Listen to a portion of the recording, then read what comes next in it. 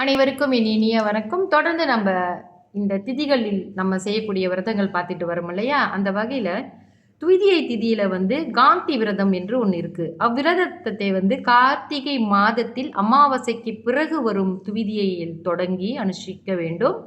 அன்றைய தினம் அந்த விரதம் இருப்பவர் பகலிலே மட்டும் உபவாசம் இருக்க வேண்டும். இரவில் அவர்கள் உணவு உண்ணலாம். இந்த விரதத்தை செய்கிறவங்க, அதாவது துவிதியை திதியில் விரதம் இருக்கிறவங்க, அவங்களோட தேகம் காந்தியோடு இருக்குமாம். அப்படின்னா ஈர்ப்பு சக்தி அப்படின்னு சொல்லலாம், காந்தம் அப்படின்ட்டு. அதோடு மட்டுமல்லாமல் ஆரோக்கியமான வாழ்க்கையும் அவர் அடைவார் அப்படின்னு போட்டிருக்காங்க.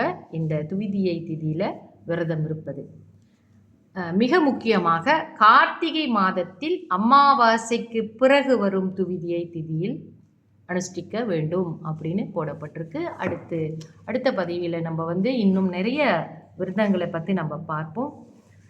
நம்மளுக்கு சுலபமாக மேற்கொள்ளக்கூடிய விரதங்களை எல்லாம் இங்கே நிறைய இருக்குது. அதெல்லாம் கவனித்து நம்ம பார்த்து விரதங்கள் எடுக்க முயற்சி செய்து நல்ல கதிக்கு நம்ம போகிறதுக்கான எல்லா முயற்சிகளையும் நாம் எடுத்துக்கொள்ள வேண்டும்.